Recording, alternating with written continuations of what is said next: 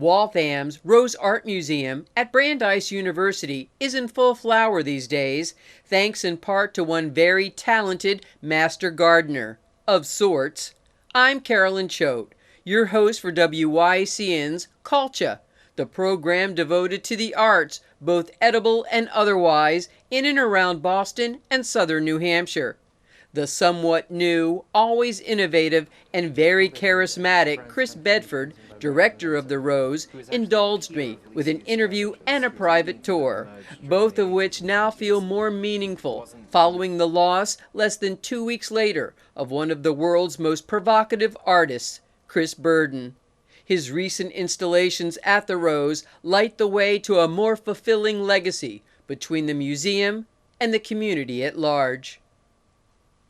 Well, Christopher, it's a pleasure to meet you and reading about your past and a little bit about the future and the role that you wish to play here in the museum.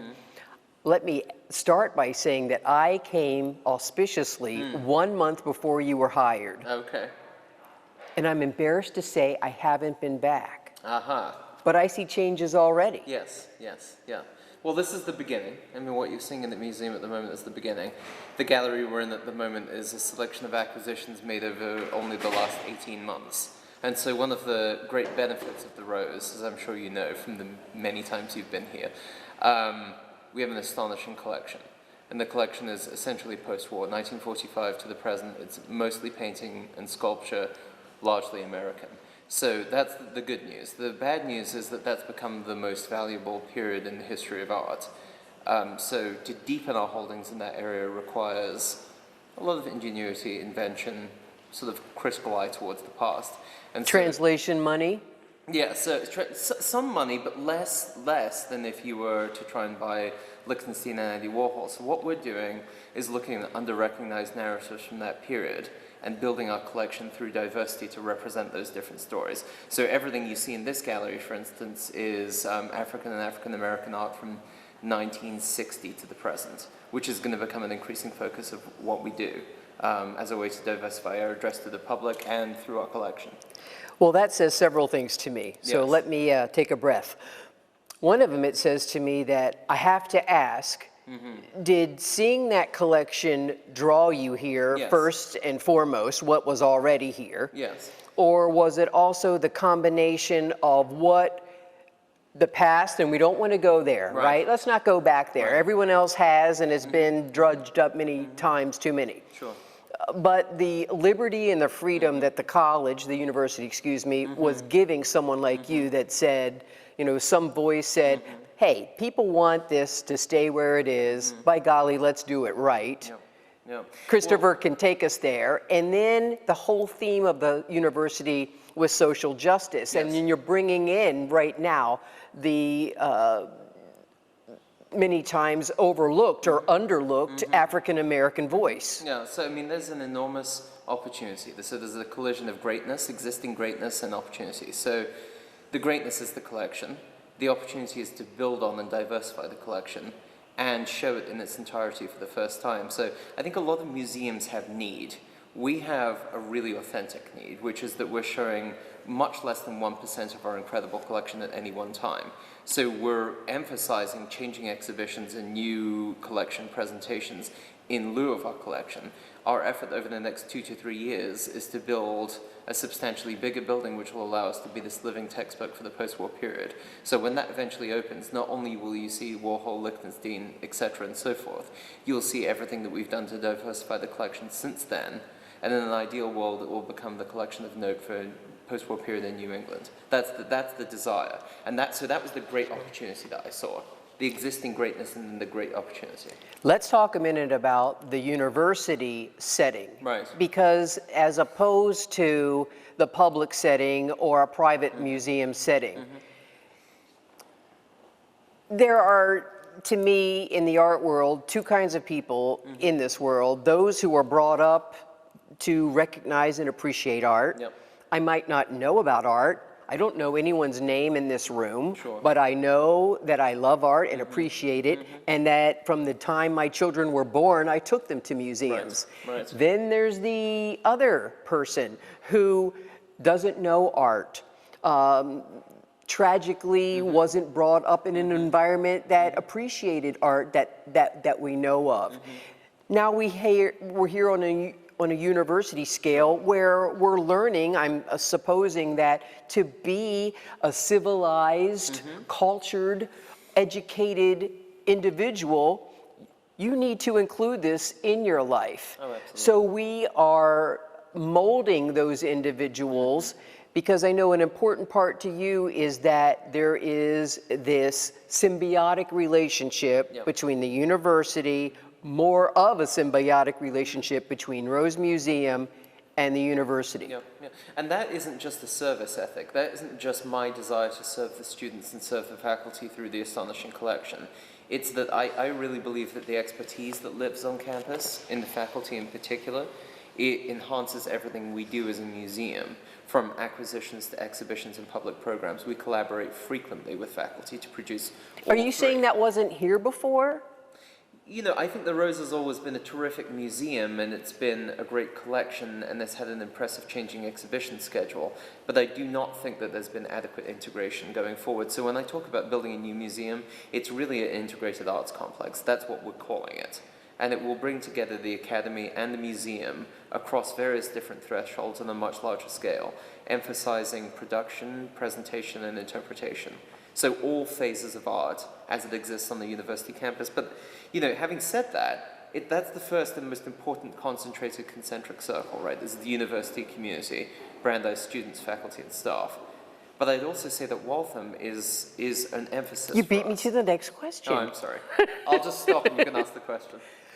Well, let's bridge it by saying I think it was a brilliant move by you, and brilliant, I guess, metaphorically, that what we see with the lighting piece by Burden is come to us. Yes, yeah.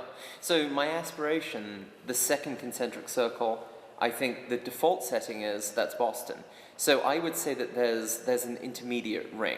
So there's the campus community, then I would say there's Waltham, then there's Greater Boston, New England, the international art world, but Waltham is really important. And I think we can become a civic museum for that city, and we can become what they will get through our arrival in a bigger form is the greatest resource for the post-war period in New England, and that will be Waltham's museum. And that's really inspirational to me. I would like to see that happen in a really profound way, and it will turn Brandeis inside out at the same time towards that town. And I went to college at Oberlin College in Ohio. That's surrounded by Lorain County, which is one of the poorest per capita counties in the coal United mining. States. Right. So you have, so the town and gown dynamic there is extremely exaggerated. So I've always been preoccupied with what is the proper relationship between the university and its city that is its home. And I think a museum becoming a civic resource for that city is a really good step.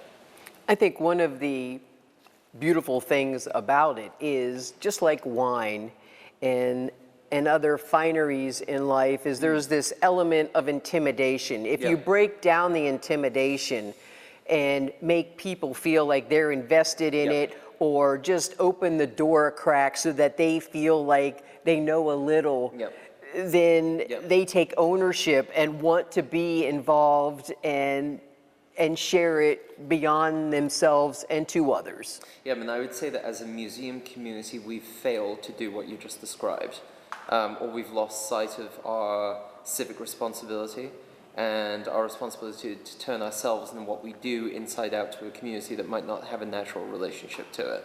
And so when we think of a new Rose, I think of a kind of conceptual address and a physical presence that's very generous. And so one very astute critic once told me that the general public wouldn't know where to begin and end with an abstract painting. So how do you begin looking? How do you go through the process of looking? And how do you know when that process is adequate and you can move on to the next?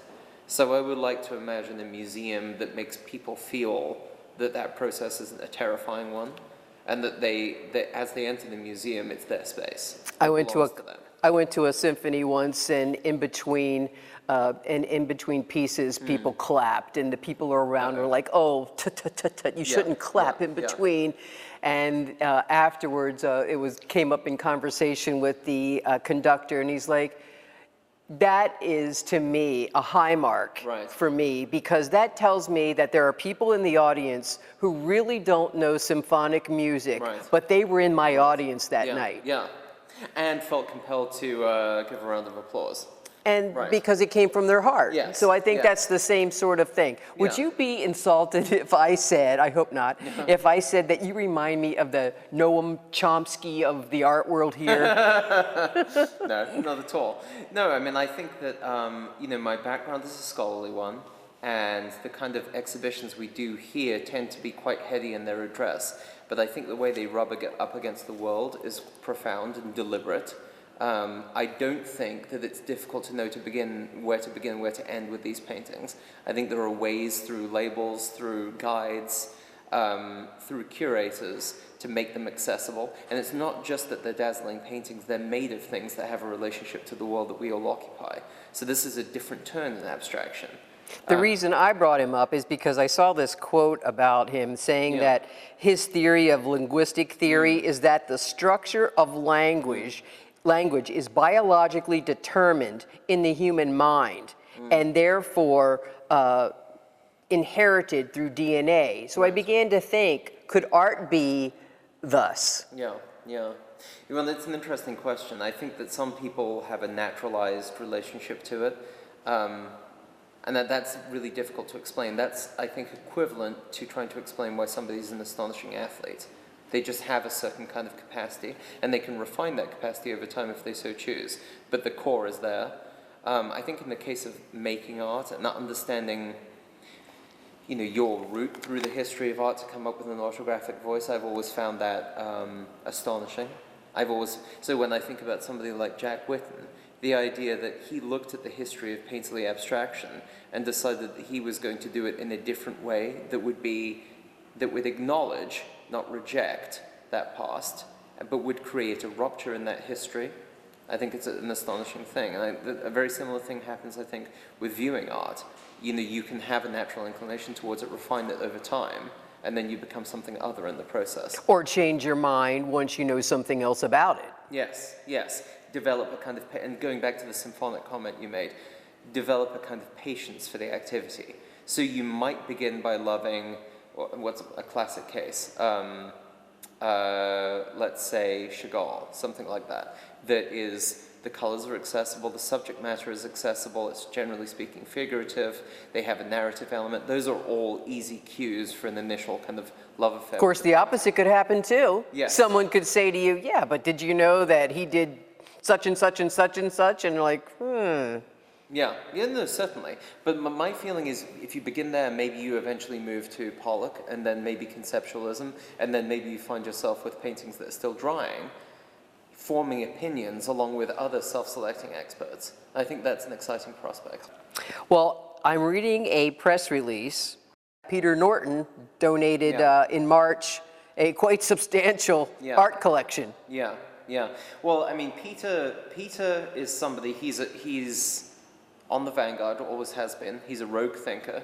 That's one of the reasons for his incredible business success. He was collecting West Coast art way before anybody else was, and within that, very difficult material that's only recently being historicized. So we've brought a lot of that into the collection, and it's, my natural bent, I think, is towards the West Coast. And so to have the advocacy of somebody like Peter Norton enriching our historical collections in ways that would be unimaginable without that gift. Let's talk about the exhibit that's here currently and here through June 5th, I believe. Right. So there are a series of concurrent exhibitions. There's the one that we've discussed just a little already, the New Acquisitions exhibition. I think it's always a profound thing to add an object permanently to the collection of a public institution. And then to gather them in a way that seems coherent in the story that it addresses, I think is one of the most important things. So you literally go shopping, I mean, for lack of a better term. Yes, shopping with research, with significant research in advance. So it would be like walking into, actually I'm not even sure it's quite like shopping, but you're looking at the history of art, you're understanding what story you tell within that history, where the gaps are. I was going to say filling in the blanks. You might fill them in. So I suppose, if your wardrobe were that comprehensive in its aspiration, you might be going to Saks or wherever to fill in particular fashion gaps in your repertoire. But, it's a lot of vetting, it's a lot of thinking, it's a lot of looking, and then when you've landed on the artist, it's a question of finding the correct work, not only the best one that you can find, but one that seems to share the atmosphere of the existing collection. Because it has to complement, right? So that's the magic, and that's the difficulty, and that's something that you can't describe in a mission statement.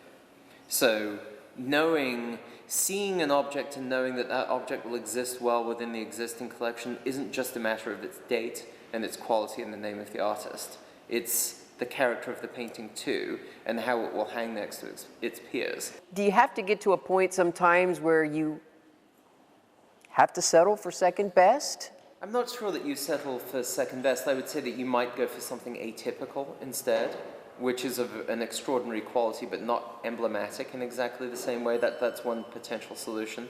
And another might be to say, well, okay, this artist is unavailable to us at present. We'll set that aside knowing that it remains a priority, and we will address that priority at some point, but in the interim, we'll look at these other people who can help flesh out the story in a way that seems appropriate or complementary to do some of the same work.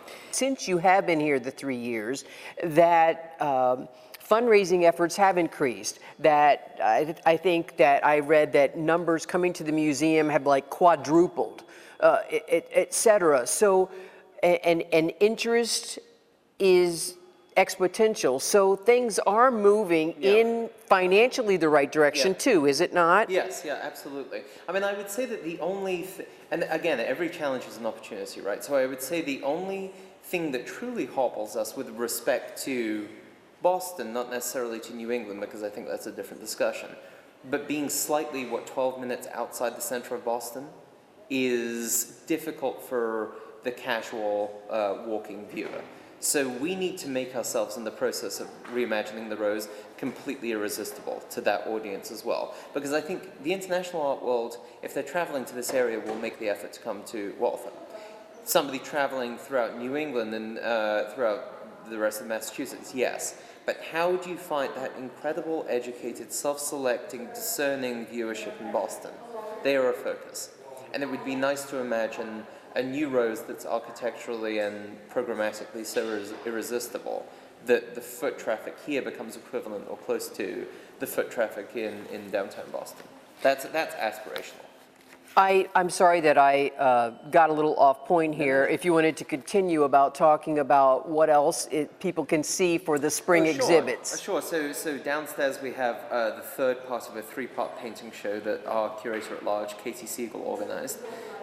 Katie's somebody who's incredibly adept in thinking about simple ideas that tell very, very complicated stories. I would say that that's one of her signature exhibition-making ideas. So downstairs is a show called Painting Blind, which looks at the line between abstraction and representation in painting through the work of Frank Auerbach, Maria Lasnik, de Kooning, and Baselitz. So 4 of the titans of the 20th century. And she is also responsible for an exhibition in the Foster Gallery, which is called Pretty Raw. And again, simple idea that tells a wildly complex story. What if the history of 20th century painting, abstract painting, began with Helen Frankenthaler instead of, say, Pollock or Rothko or de Kooning? What if it were Helen Frankenthaler? What would the history look like if she were our principal point of origin? So the exhibition tells that story thematically and by decade, leading all the way up to the present. So it cuts across painting, sculpture, works on paper, even video, to kind of capture a sensibility that was Frankenthaler's and recast history in the process. I think that the lifeblood of museums has to be the program, has to be the acquisitions and exhibitions, and I've always felt that the director should be a sort of partially reconstructed curator. And so it's really important for me to keep my hand in with writing. So, for dummies like me and in the audience, go over again what that difference is in a more traditional museum sense. So, I mean, in the most traditional museum sense, curator, the word means to take care of. So curators weren't always people who organized exhibitions. Curators historically were people who cared for collections. That was they added to and cared for collections. That was their role. So the term is mutated a little bit to encompass, a curator could be somebody responsible for exhibitions, acquisitions, so more encompassing, deaccessioning, public programs, but all creative work with respect to artists and art. So the difference, that's the curator's role. The director's role is some of that, as well as management, logistics, fundraising, considering the public address of the institution, building audience, managing a board, etc. So you take on a much bigger portfolio as a director, and you shrink the creative portfolio just a little bit. Well, I have just one last question. Yeah. Are you having fun? Yes. That's the easiest one to answer. I think it's the kind of the staff that we have here, the university support, Boston as an audience, New England as an audience. I think it's a pretty amazing privilege. This reminds me of New York City. Yes. Yeah, well so this was part of an Erector Set show that we did of Chris Burden's work. Oh, And this is as well. yes, and so it was supposed to contextualize what was coming outside. Everything up here was existing work. This we commissioned from him. I like the idea of a skyscraper that was quite literally so, but inside a museum, so the sky is the skylight. So he built it to scale for this space.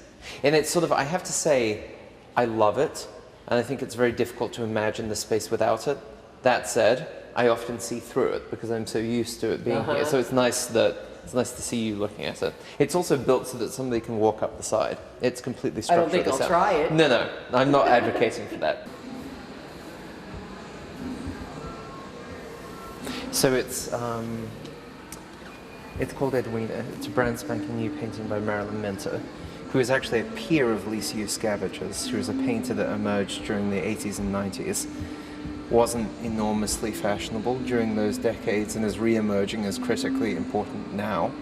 So there are numerous reasons I love this painting. The paint handling, I think, is astonishing. Did you say the paint handling? Yeah, the paint handling, I think, is wild. It's hard to believe that it's paint. Yeah, so, I always call them deliberately defective photo-based paintings. So what you're actually seeing is, you're seeing a woman's mouth, as seen through a bubble of water. So it's actually total verisimilitude in two parts, which produces abstraction. So she's painting the bubble precisely, and she's painting the image of the mouth through the bubble precisely, and when you put the two together, you have an abstraction. And I think that is, in a painterly sense, genius. Walking in here, just off the street, wouldn't know that. Right. That being said, art is subjective anyway, I love the colors and the shades of it. Right. I can tell you all sorts of things about Marilyn Minter, but the seduction of the object, I think, is so powerful that it causes you to ask questions anyway, independent of me. And that's why to me, it's a successful painting. This is Mary Weatherford. So I mentioned earlier on in the conversation this term orthography to describe the work of an artist. I think what's significant to me about Mary is, well, for a start, thinking about Frankenthal and her legacy. The commitment to stain on raw canvas here is probably more exaggerated than anywhere else in the room. So when you look at this, and then you look at the major horizontal Frankenthaler over there, or this painting on paper here, the material conversation is really direct. I love the fact that Mary Weatherford has found a way to do something that seems so unlikely in the retelling. So the attachment of neon to a surface, and to propose neon as a brush stroke across a surface of raw canvas and staining. I think if you were to describe that to somebody, they would say that's compositionally impossible. It will look horrible, you shouldn't even try. And so the fact that that this has become her signature motif, and it's such a difficult one to imagine or describe, but they're so successful in person, I think is a remarkable thing. I think it's a natural progression of technology and art.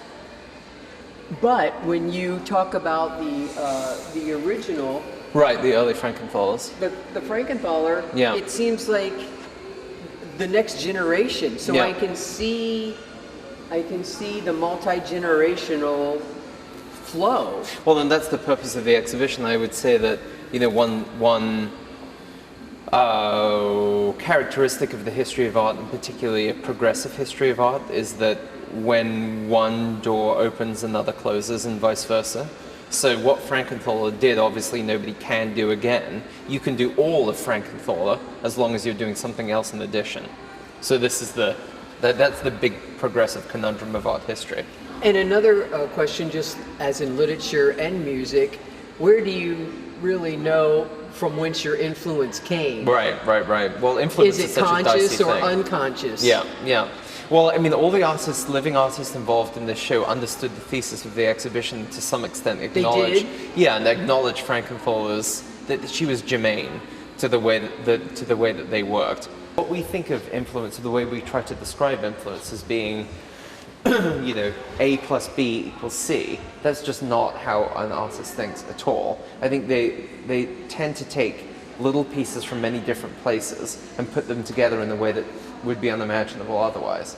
So, for instance, I know that this painting by Jackie Scocchio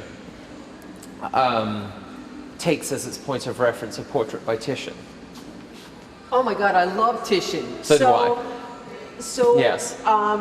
You're not telling me that this isn't Titian red, is it? Well, I mean, so what I would say to you is that there are... Where's Venus in fur? Yes, there's no Venus, no fur, and probably not Titian red either, but compositionally, the orientation of the painting is a portrait orientation.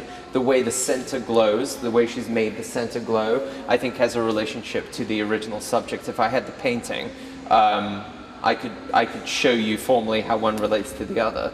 But this to me is true abstraction, meaning that she's taken a detail from an object that's recognizable and made something unrecognizable object, or she's drawn from a recognizable object an abstraction. So this started, I believe, sometime in March. The show opened in February. February. Yes, yeah. And it goes through June, the beginning of June. Beginning of June. So you're already, I'm sure, enraptured in, you know, the next Yes. and beyond. I'm always on to the next thing. I've been on to the next thing for months. Yeah. You have to be. It's So like, both it's fall like, and beyond fall. Yeah. It's like fashion and Yes. Designed obsolescence. television programming. Yeah. So. But it does, when a show like that, this show is a significant investment of time and thought and passion, and that's, I think, one of the best things this museum's ever done. It's certainly one of the best things that I've ever had the privilege of overseeing. So there will be some melancholy. When this one closes, there will be some melancholy. I always sure. say it, for a significant event, it's like postpartum depression. Yes, yeah, there's going to be some of that with this, but I'm prepared for it. I've been through it before. Well, you have 3 kids at home, right? Yeah, I did. Yeah, yes. And they spend time at the museum too, under controlled circumstances. I would absolutely Yeah. expect them to. This is the 90s. The room was going to be called the Male Stain, but we decided we'd go with the men's room. It's slightly more couth. It is. I like it. So this is sort of the 90s and the 2000s, but so you're seeing, Christopher Wool, Sterling Ruby, Andy Warhol. This is Mark Bradford, who's a member of our board, actually, and also represented our permanent collection show upstairs. And then this is the only photograph in the room by Wolfgang Tillmans. We own a huge amount of Warhol material, but not these objects. Not these. So these are his oxidization paintings, which essentially mean that they are urine on a reactive surface. So And these are probably some for the less schooled. Yeah. Will look at these and go, wait a minute, that Yeah. don't look like Andy to me. Yeah. Well, but it relates to his commitment to the factory as a way of producing work. So these are collectively executed abstractions. So it's the subject line says acrylic and urine on linen. So linen direct on the floor with acrylic applied to it, and then urine. So he's using urine, his and others, to create abstract painting. Current exhibits at the Rose Art Museum, including Pretty Raw, Painting Blind, and featured new acquisitions, are on display through June 7th. Works by Chris Burden, including Light of Reason, the installation on the front lawn of the Rose, and Burden's 2-story erector set skyscraper in the museum's lobby, can be enjoyed whenever the museum is open. For more information, log on to brandeis.edu/rose. I'm Carolyn Choate. Thanks for watching Cultchah.